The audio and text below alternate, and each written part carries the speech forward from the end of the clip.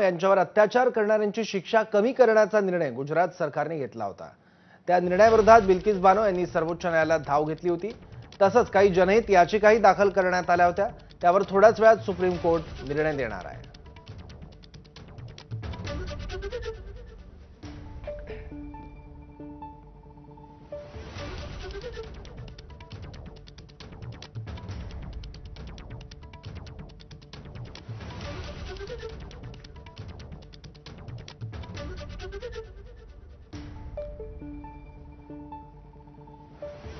आरोपींची शिक्षा कमी करण्याचा गुजरात सरकारने निर्णय घेतला होता। त्या निर्णयाविरोधात बिल्किस बानोने सुप्रीम कोर्टात धाव घेतलेली आहे। त्यामुळे या प्रकरणाबाबत आज निकाल येणार आहे। 11 दोषींच्या सुटकेविरोधात वकिलांनी ही दाद मागितली। आरोपींची शिक्षा कमी करण्याचा यापूर्वीचा निर्णय होता आणि त्यालाच आव्हान दिलेलं आहे। बिल्किस बानो प्रकरणी सुप्रीम कोर्ट आज आपला अंतिम निर्णय सुनावणार आहे।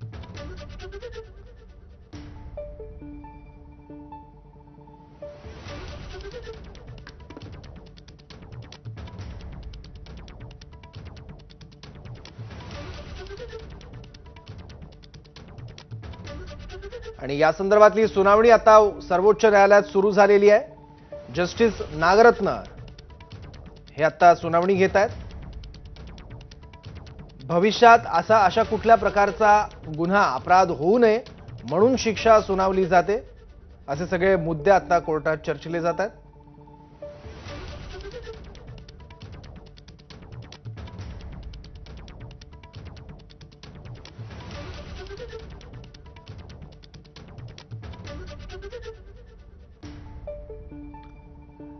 सर्वोच्च न्यायालयातील न्यायमूर्ती बी.व्ही. नागरत्ना यांनी निकालपत्र लिहिलंय। बिल्किस बानो यांच्यावर अत्याचार करणाऱ्यांची शिक्षा कमी करण्याचा निर्णय गुजरात सरकारने घेतला होता आणि त्या विरोधात खुद्द बिल्किस बानो यांनी सर्वोच्च न्यायालयात धाव घेतलेली होती आणि त्याचबरोबर यासह काही जनहित याचिका देखील सर्वोच्च न्यायालयात दाखल करण्यात आल्या होत्या आणि त्या संदर्भात सुनावणीला आता सुरुवात झालेली आहे। त्यामुळे बिल्किस बानो प्रकरणातील जे गुन्हेगार आहेत ज्यांची शिक्षा गुजरात सरकारने कमी केली होती त्याबाबत सर्वोच्च न्यायालय आपला निकाल देणार आहे।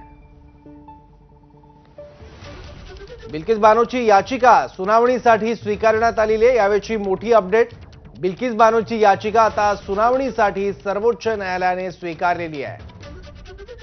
आणखी माहिती घेऊ आपले प्रतिनिधी सोमेश कोलगेकडून। सोमेश, आज बिल्किस बानोच्या प्रकरणातल्या निकाल वाचनाला सुप्रीम कोर्टाकडून सुरुवात झाली आणि आजच्या निकाल वाचनामध्ये जस्टिस बी.व्ही. नागरत्ना यांनी जो निकाल दिलाय त्या निकालात त्यांनी म्हटलंय की ज्या ठिकाणी गुन्हा घडला त्या ठिकाणच्या सरकारला शिक्षा कमी करण्याचा अधिकार नाही, तर ज्या ठिकाणी ट्रायल झाली होती त्या ठिकाणच्या सरकारला शिक्षा कमी करण्याचा अधिकार आहे। आपल्याला सर्वांना माहिती आहे की गुजरात दंगलीशी संबंधित अनेक महत्त्वाच्या खटल्यांवरचे खटले हे इतर राज्यांमध्ये चालवण्यात आले होते। त्यामध्ये ते काही मुंबई महाराष्ट्रातही चालवण्यात आले होते। त्यामुळे सरकार आता सुप्रीम कोर्टाने असं म्हटलंय की गुजरात सरकारला अधिकार नव्हता शिक्षा कमी करण्याचा। गुजरात सरकारकडे कोणताही अधिकार नाहीये जे गुन्हेगार आहेत त्यांची शिक्षा कमी करण्याचा। आता फक्त गव्हर्नमेंट म्हणजे सुप्रीम कोर्ट पुन्हा एकदा गुन्हेगारांची रवानगी जेलमध्ये करतंय का याबद्दलचा सुप्रीम कोर्टाचा निकाल काय आहे तो आपल्याला थोड्याच वेळात कळेल। पण सध्या सुप्रीम कोर्टाने जे म्हटलंय त्यानुसार गुजरात सरकारने जे आदेश दिले होते एकंदरीतच या सर्व 11 गुन्हेगारांची शिक्षा कमी करण्याबाबत, तर त्या आदेशांवर सुप्रीम कोर्टाने ते आदेश नलिफाय केलेले आहेत, म्हणजे ते आदेश अवैध आहेत असं म्हटलेलं आहे। त्यामुळे आता भविष्यात या सर्व गुन्हेगारांना पुन्हा एकदा कारागृहात रवानगी करण्याबाबत सुप्रीम कोर्ट आदेश देत आहे का ते आपल्याला थोड्याच वेळात कळेल। पण आत्ताची सर्वात मोठी बातमी आहे की सुप्रीम कोर्टाने आदेश दिलेला आहे की ज्या प्रकारे बिल्किस बानोच्या सर्व गुन्हेगारांची शिक्षा कमी करण्यात आली ती कमी करण्याचा अधिकार हा गुजरात सरकारला नव्हता, तर ज्या ठिकाणी याविषयीची न्यायालयीन प्रक्रिया पार पडली त्या राज्य सरकारला याविषयीचा अधिकार होता, असं गुजरात आता सध्या सुप्रीम कोर्टाने म्हटलंय। सोमेश, ही याचिका तर सर्वोच्च न्यायालयाने दाखल करून घेतलेली आहे, पण पुढची सगळी प्रक्रिया आता नेमकी कशी असणार आहे? नाही, आता त्यामध्ये असा एक विषय आहे की याआधी ज्यावेळी गुजरात सरकारने या सर्व गुन्हेगारांची शिक्षा कमी करण्याबाबतचा निर्णय घेतला होता तर तेव्हाही हे सगळे जे गुन्हेगार आहेत त्यांनी न्यायालयामध्ये याचिका दाखल केली होती आणि न्यायालयाकडे विनंती केली होती की आमची शिक्षा कमी करण्यात यावी. आम्ही पुरेसा काळ या सगळ्या शिक्षा भोगलेल्या आहेत आणि जी एकूण आपल्याकडची धोरणं आहेत की ज्या धोरणांच्या आधारे आरोपीची शिक्षा कमी केली जाते, तर त्या धोरणांच्या नुसार आम्हाला कन्सिडर केलं जावं अशी मागणी याचिकाकर्ते म्हणून या सगळ्या गुन्हेगारांनी केली होती. तर त्याच आधारावरती सध्या सुप्रीम कोर्ट आपलं जे जजमेंट आहे ते देत आहे की या आधीचं जे जजमेंट होतं ज्या आधारे या सर्व आरोपींनी शिक्षा कमी करण्याबाबतची याचिका दाखल केली होती, तर त्या सगळ्यानुसार त्या सगळ्याच्या आधारे नेमकं आम्ही आता काय डिक्टेट करणार हे सुप्रीम कोर्ट काय करणार हे पाहणं महत्वाचं आहे. पण सध्या सुप्रीम कोर्टाने जे म्हटलंय की मोठी बातमी आहे की गुजरात सरकारला अशा प्रकारे शिक्षा कमी करण्याचा अधिकार नव्हता आणि त्यांनी जो शिक्षा कमी करण्याचा आदेश दिलाय तो अवैध आहे. आता सुप्रीम कोर्ट असा आदेश देणार आहे का की पुन्हा एकदा या सर्व गुन्हेगारांना कारागृहात डांबण्यात यावं किंवा त्यांची जी संपूर्ण शिक्षा आहे उर्वरित काळासाठीची जितकी शिक्षा त्यांना जन्मठेपेची जी सुनावण्यात आली होती ती संपूर्ण शिक्षा त्यांनी कारागृहामध्ये भोगावी का? तर या संदर्भामध्ये आता सुप्रीम कोर्टाचं नेमकं जजमेंट काय येते हे पाहणं महत्वाचं असेल. परंतु सुप्रीम कोर्टाने म्हटलंय की गुजरात सरकारला याविषयीचा आदेश देण्याचा अधिकार नव्हता. सोमेश, एकदा प्रेक्षकांच्या माहितीसाठी हे सगळं प्रकरण काय ते सुरुवातीपासून सांगशील? नक्कीच. सुरुवातीला आपल्याला सर्वांना माहिती आहे की 2002 साली गुजरातमध्ये ज्या दंगली उसळल्या होत्या त्या दंगलींच्या दरम्यान बिल्किस बानो या महिलेवरती अत्याचार झाले. त्याचसोबत बिल्किस बानो त्यावेळी गरोदर होत्या असंही म्हटलं गेलं. त्यानंतर या सर्वांविषयीचा खटला हा पोलिसांनी दाखल करून घेतला नाही, गुन्हा दाखल करून घेतला नाही असा बिल्किस बानोंनी आरोप केला. त्यानंतर बिल्किस बानो या कोर्टामध्ये गेल्या. कोर्टात गेल्यानंतर या सगळ्या प्रकरणाची सीबीआय चौकशीचे आदेश देण्यात आले. सीबीआयचे चौकशीनंतर या 11 आरोपींना या सगळ्या प्रकरणामध्ये मर्डर आणि बलात्कार या 2 गुन्ह्यांसाठी जन्मठेपेची शिक्षा सुनावण्यात आली आणि हे सगळे 11 आरोपी हे जन्मठेपेची शिक्षा भोगत होते.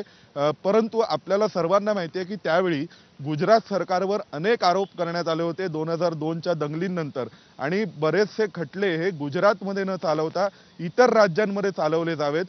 कारण सर्वसाधारणपणे अशी प्रक्रिया असते की ज्यावेळी एखाद्या सरकारवर जर तिथल्या साक्षीदारांना यंत्रणांवर विश्वास नसेल तर मग त्याबाबतची एकूण ट्रायल ही व्यवस्थित फेअर होण्यासाठी इतर राज्यात चालवली जावी असे आदेश दिले जाऊ शकतात. आणि मग तसे आदेश गुजरात दंगलींबाबतच्या अनेक केसेसमध्ये घेतले गेले होते. त्यानुसार बिल्किस बानो यांची ट्रायल गुजरात वगळता इतर राज्यांमध्ये चालवली गेली. त्या ट्रायलमध्ये सर्व साक्षी पुराव्यांच्या आधारे शेवटी या 11 जणांना जन्मठेपेची शिक्षा सुनावण्यात आली होती. जन्मठेपेची शिक्षा सुनावल्यानंतर हे सगळे जण जन्मठेपेची शिक्षा भोगत होते. परंतु आपल्याकडे चांगल्या वर्तणुकीच्या आधारे गुन्हेगारांना कारागृहातून पुन्हा एकदा मुक्त करण्याचे अधिकार आणि एक पॉलिसी आहे.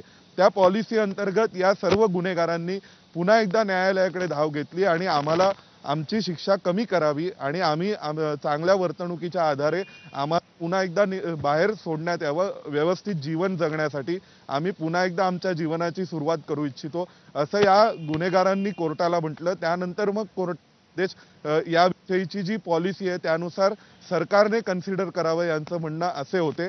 त्यानंतर मग गुजरात सरकारने त्या सगळ्यांचं म्हणणं कन्सिडर केलं आणि गुजरात सरकारने मग शेवटी या 11 गुन्हेगारांची शिक्षा ही कमी करण्याचे आदेश दिले आणि त्यांची थेट मुक्तताही केली होती. आपल्याला सर्वांना माहिती आहे की या 11 जणांची मुक्तता झाल्यानंतर जेलमधून खूप मोठ्या प्रमाणावर वाद निर्माण झाला होता की खरोखरच अशा प्रकारे इतक्या गंभीर गुन्ह्यातील आरोपींची शिक्षा कमी केली गेली पाहिजे का? त्यांना अशा प्रकारची जी रिमिशनची पॉलिसी आहे त्याचे लाभ हे बलात्कार आणि खुनातील आरोपींना देखील मिळाले पाहिजेत का? याविषयी भरपूर वेगवेगळ्या प्रकारचे विचारविमर्श झाले आणि त्यानंतर बिल्किस बानो यांनी स्वतः सुप्रीम कोर्टामध्ये याचिका दाखल केली होती की मला या सर्व गुन्हेगारांची जी शिक्षा कमी करण्यात आली आहे या गुजरात सरकारच्या निर्णयाचा विरोध करायचा आणि हा निर्णय अवैध ठरवण्यात यावा. त्यानंतर मग सुप्रीम कोर्टाने एका टेक्निकल मुद्द्यावरती या निर्णयामधला सगळ्यात की तांत्रिक बाब शोधून काढली आहे, ती म्हणजे ज्या ठिकाणी एकूण गुन्ह्याची ट्रायल चालवली गेली, ज्या ठिकाणी न्यायालयीन प्रक्रिया पार पडली, त्या ठिकाणच्या सरकारला अधिकार असतात शिक्षा कमी करण्याचे. ज्या ठिकाणी गुन्हा घडलाय किंवा जिथे संबंधित कैदी शिक्षा भोगत होता तिथल्या सरकारला मात्र अशा स्वरूपाचे अधिकार नसतात. आणि मग या आधारावरती गुजरात सरकारचे आदेश हे ठीक आहे. अवैध ठरवण्यात आलेले आहेत. आता फक्त पुन्हा एकदा या सर्व ठीक गुन्हेगारांची आहे. शिक्षा पूर्ववत करण्याचा आणि त्यांना कायम कारागृहात डांबण्याचे आदेश सुप्रीम कोर्ट देते का, तशा स्वरूपाचे डायरेक्शन्स गुजरात सरकारला देते का, आणि तसंच गुजरात सरकारने या स्वरूपाचे जर डायरेक्शन्स दिले गेले ठीक तर आहे. ते किती दिवसात करावं ठीक आहे. त्याविषयीची काही वेळ आणि कालमर्यादा ही आता बरोबर. सुप्रीम कोर्ट सांगते का ते पाहणं आपल्याला